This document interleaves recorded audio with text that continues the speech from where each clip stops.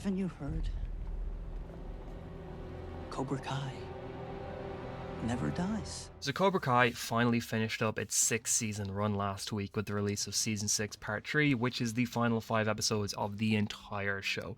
And Cobra Kai has easily been one of the most exciting and enjoyable and infinitely rewatchable shows of the past 7 or so years since it first released in 2018. Season 1 came out summer 2018, I think, and it's easily one of my favorite shows of all time.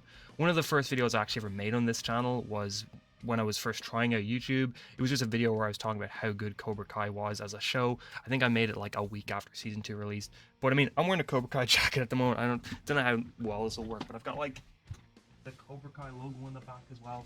I bought this after Season 3 came out because Season 3 is one of my favorite TV watching experiences of all time. I loved every second of it. And Season 3 came out right after my cat died. That was like a cat that I'd had since I was, I don't know, 6 or 7 years old. I literally got a tattoo of his paw, but it came out during a time when not a lot of things were like getting me excited, or I wasn't really enjoying a lot of things. And then Cobra Kai Season 3 was the first thing to make me like actually be into something and think about something else and be excited about something else. And it's just been a show that's been really personal to me and stuck with me because of that. And I've really enjoyed following this kind of underdog story with the show, because I've been with it since around 2 months after Season 1 release. I remember I was at a house party, really hungover the next day, and I'd heard that Season 1 of Cobra Kai was really good, that it was a YouTube original, which Season 2 was as well. I think Season 3 was technically a YouTube Red original, but Netflix had bought it at that point, so Netflix released Season 3 as usual, but Season 3 was still made under the YouTube Red like banner or whatever, and then Seasons 4 onwards were fully made by Netflix. But because it was a YouTube Red show, it meant that a lot of people didn't really know of its existence, and not a lot of people knew about the show, so I've kind of enjoyed being there with it almost from the beginning as it slowly moved on to Netflix, and just sort of expanded its popularity with its 3rd, 4th, 5th, and 6th seasons on Netflix, to the point where it is one of the most talked about and most popular shows of the 2020s. Like, everyone's heard of Cobra Kai now. Even if people aren't familiar with what it is, people have probably heard Cobra Kai, or seen pictures for Cobra Kai, or seen posters show up on Netflix's homepage or whatever. It's just become a really huge show that everybody seems to know a decent bit about. So disclaimer, I will be talking about spoilers when it comes to the final 5 episodes, so if you haven't seen them yet, I don't know why you haven't seen them yet, because they're amazing, but go watch them before watching this video, because there is a lot to spoil from those episodes. And I'll be sort of talking about the season as a whole and not just those final 5 episodes. I've got a couple different Cobra Kai videos planned for throughout the next week, including a 6th-season ranking, the top 10 best episodes of the show, and also sort of a retrospective I want to do on the whole show, just talking about like just what made it so good and what I feel about the show now that it's over. I was kind of intending on doing a Karate Kid movie ranking, because I rewatched the movies before Cobra Kai came out, and before Season 6's Part 3 came out. So I watched the Cobra Kai movies about a week and a half ago, and I was going to do a video on them, and I thought it's probably best to wait until Karate Kid Legends comes out and make that video then, because Karate Kid Legends comes out in like 3 months, so pretty soon, which is kind of crazy. But yeah, subscribe if you want to see videos like that. Anyway, Cobra Kai as a whole, like I said, has been one of the most insanely exciting and enjoyable TV shows of the last while for me. But that said, it's also one of the most frustrating shows of the last while, I feel like, because throughout the 6 seasons, characters constantly flip-flop allegiances at the drop of a coin, arguments happen over and over and over again, and when you feel like characters have finally grown up a bit and are finally going to move on from things, you can expect that that's going to be thrown out the window, and that Johnny and Daniel are going to get into another argument that is the exact same argument they've been having throughout the whole show. And that can be really, really, really annoying. And early Season 6 until Part 2 starts in Episode 6 does this again, especially on the Johnny and Daniel front, where after 6 seasons they are still having the same arguments that they were having in Episode 1. Alongside this, the middle chunk of episodes of Season 6 has some of the most exciting stuff in the whole show fight-wise, while also having some of that frustrating character stuff. It mainly to do with some of like the kid characters. Like, Robbie is really frustrating in the middle part of Season 6, unfortunately. Like, he kind of gets his confidence back in the last 2 episodes, but up until then, it's kind of frustrating watching him, as he's supposed to be one of the best fighters in the show, maybe the best fighter in the show, and just seeing him, like, losing fights because he's getting distracted constantly. And it can be a little bit annoying watching that happen over and over and over again. But I would say that while Season 6 as a whole is probably not my favorite season of the show, from Episode 9 all the way until Episode 15, which is the finale, that is probably the best stretch of episodes we've seen from the show. It's some of the most fun, exciting, well-done TV I've ever seen in my life. Like from that point on, every single episode has a sequence or a moment that just makes me remember why I've always loved this show. And part of me does wonder if I would have liked if the three parts were given like an extra episode or two in the middle, and then just released as 2 full seasons of season 6 and season 7, because these parts do sort of feel like entire seasons in and of themselves in terms of what we deal with, especially since it took us from season 1's finale all the way until season 4's finale to do a second All Valley tournament. So finding out about the Sekai Taikai in like episode 8 of season 5 and then already being added by episode 6 of season 6 feels like really quick, and it feels like if they wanted to stretch that out a bit more, they definitely could have. But I'm also kind of glad the show recognized that with season 5 and 6, they were reaching the limits of how insane they could go and what they could get away with, and that they really didn't want to push things further by having another season. And to be honest, the show kind of went out at its height and at its peak, I feel like. Like, yeah, I think I probably prefer seasons 3 and seasons 5 as a whole over season 6, but I don't know if anything from 3 or 5 can compare to like the final 3 episodes of season 6 in terms of quality. Like, I think season 6 pretty easily has the highest highs of the entire show, even if as a whole it might not be the most consistent season. But look, the show has always had this sort of soap opera quality, which is prevalent in how it writes the arguments and how it deals with character conflicts constantly arising even after characters have their important heart-to-hearts.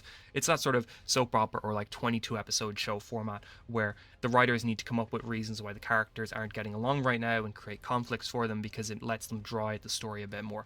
And despite my immense love for this show, I think I kind of expected this quality no matter what, where it's just that kind of show. And to be fair, constantly seeing the arguments means that when they finally do reconcile completely, it makes it that much more satisfying.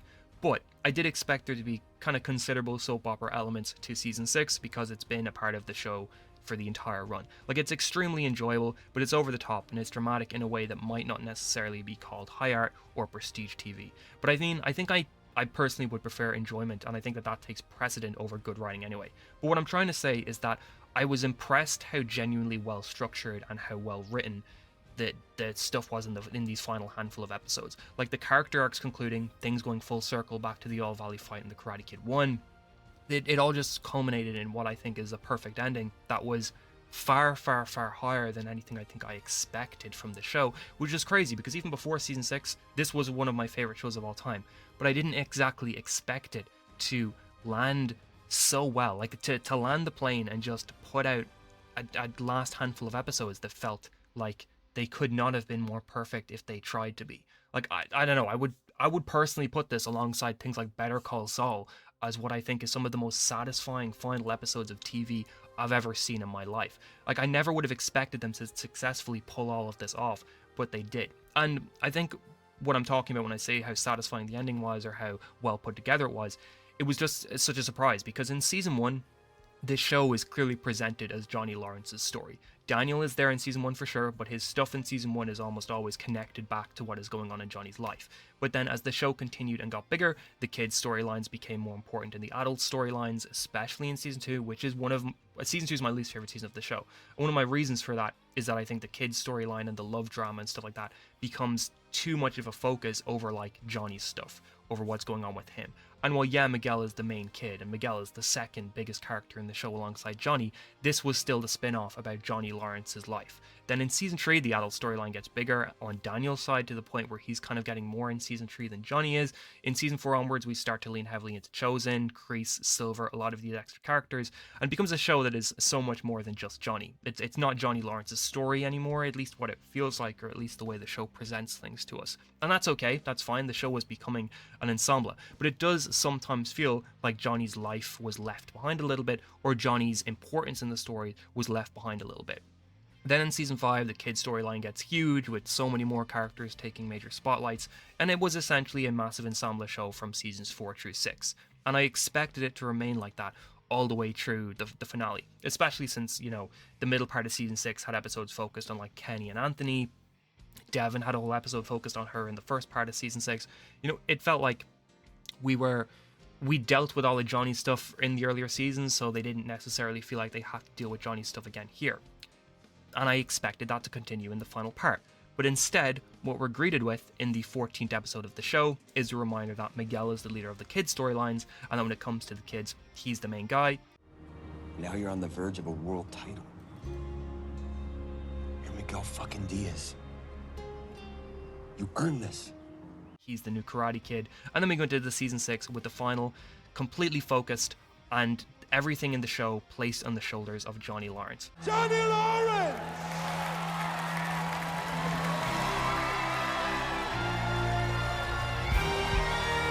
We start the finale with a scene showing Johnny visiting his mother's grave mere weeks before the first episode of the show takes place, and then the final fight of the entire show is Johnny Lawrence fighting his demons, essentially. Overcoming what started this entire thing in the first place, learning from his mistakes from 40 years prior, solidifying that when all is said and done, Cobra Kai is the Johnny Lawrence story. Cobra Kai is the Johnny Lawrence show. It's nothing short of masterful, and I genuinely can't think of a single way that I would have rathered the show to end. Like, this is one of the most perfect and well-crafted endings I've ever seen on TV, like I said earlier. Like, they knew that as big as the show got and the dozens of characters that will be introduced over the 6 seasons, that they needed to end this on Johnny Lawrence's shoulders and put him back in the spotlight for that final episode. And that's exactly what they did. And I've seen a lot of people say that the final moment of the fight between Johnny and Wolf should have been seeing Johnny use the crane kick to beat him, and the show definitely does make it seem like we're gonna have Johnny do that.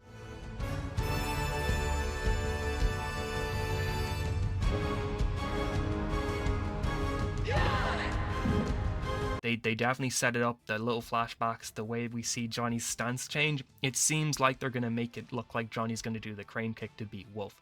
But I completely disagree that that's what should have been the finisher. I don't think that that's how Johnny should have won the fight. And I've seen people be like, oh, it would have been so cool if Johnny did a crane kick, or if Johnny won the fight through that, or whatever. I disagree. I think the show took the exact right move, because they showed that Johnny has learned how to use Miyagi-Do and play defensively, but to incorporate that into his own iconic move. And Johnny's iconic move is sweeping the leg. That was the main thing in the first film, was sweeping the leg to win. Because yeah, the crane kick is awesome, but that's Daniel's iconic move. That's always been his thing. Sweeping the leg is Johnny's move. Johnny utilizes what he's learned from Daniel and Chosen to play defensively, but incorporate his own karate moves along with that. This entire showing has been about growing and changing, and that's what happens with Johnny in that final fight. He's finally grown as a person and as a fighter, and he's finally came out of that shadow that has been looming over him for almost his entire life, and not just doing it in a way that, you know, he's becoming Daniel, or he's taking Daniel's stuff and using Daniel's moves, but he's using his own moves. He's just taking what he's learned to help him with his own moves. And like I said, it's perfect. I also want to shout out Tori. She was a character I was never super into when she first joined the show back in season 2, mainly because earlier on there wasn't a lot of redeeming qualities with her character, and especially with people like Sam. She was clearly painted as sort of a villain and a major antagonist to Sam, but season 6 is easily Tori's best season of the show. Using the death of her mother and having her overcome all of her prior issues was handled really well. I absolutely loved her fight with Zara in episode 14.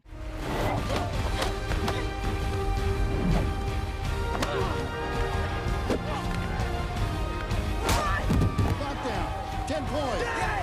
And felt like it was one of the best fights in the entire show. Her welcome to the valley bitch moment was so satisfying, and she went from one of the characters I didn't really super care about to someone who I'm like, yeah, I'd love to see her return in a future Cobra Kai or Karate Kid project. They really improved on who she was and showed why she deserved to be the one to fight in the final girls match. Although I will say, while Robbie, Miguel and Tori all get major time to shine throughout season 6, I do think Sam is someone who maybe didn't get enough to do, or get enough great standout moments from the core 4 kids in this final season, or in the final group of episodes. Maybe with an extra episode or 2 we could have seen her get something final in terms of fights or standout moments, but I do think Sam was maybe somebody who wasn't handled as well as Robbie, Miguel, and Tori were. Also have to shout out Kreese and Silver, because both were used excellently in the final episodes. They went out in the most over-the-top 1980s movie way possible, which is exactly what this show has been for the entire run. It's a constant homage to that era of action films, and even the music and the way every season is presented, where they use Roman numerals on the teaser trailers and the posters and stuff. It feels like 1980s or 1990s style arcade video games, I don't know, Mortal Kombat or Street Fighter or something like that. And I've seen a lot of people say, okay, the deaths about characters were way too over the top for me, way too crazy for me, but I genuinely think it was also a perfect way to finish up those character arcs, and it's just really poetic that Kreese goes out defending Johnny and finally accepting that Johnny is not a weakness to him, but a strength. To be honest, I do wish I made more videos over the years talking about Cobra Kai, but seasons 3 through 5 all released when I was in college doing a lot of work, so it's kind of hard to find the time. But I'm always going to remember this show extremely fondly. It's one that I'm probably going to be revisiting yearly now, or even just certain seasons, because I've already rewatched episodes 13 to 15 of season 6 like 5 times each. Certain scenes I've just had on repeat. That Tori v Zara fight, just the music in it and everything, I've just been constantly rewatching it because it's so cool, it's so badass. I love how it was handled. But I don't know, it's been a borderline masterpiece of a show, and I think people don't get as much out of it if they take it extremely serious, which it's never meant to be taken. Like, Cobra Kai exists in a world where all your problems are solved by karate. Over the 6 seasons, have we even seen a gun be used outside of the Kreese flashbacks, or even see somebody take a gun out outside of the Kreese flashbacks? I don't think it's ever happened. If anybody can find a scene like that, let me know, but I can't remember a single time that's happened. Like, we're in this weird timeline where after the Vietnam War, people just put down their guns and decide guns aren't necessary anymore. Everything can be handled with karate now, and that's just so fun. I love that. Anyway, Cobra Kai Season 6 is over. The run is over. I love the most of my time with this show. I can't wait to talk about it more in some upcoming videos. But how did you feel about Cobra Kai Season 6 as a whole? How did you feel about the final set of episodes? How did you feel about the ending? Was it perfect to you? Let me know. If you're not subscribed, make sure to do so. If you are, a like and a share is always a huge help. Thank you so much for watching, and have an amazing day. You're Cobra Kai.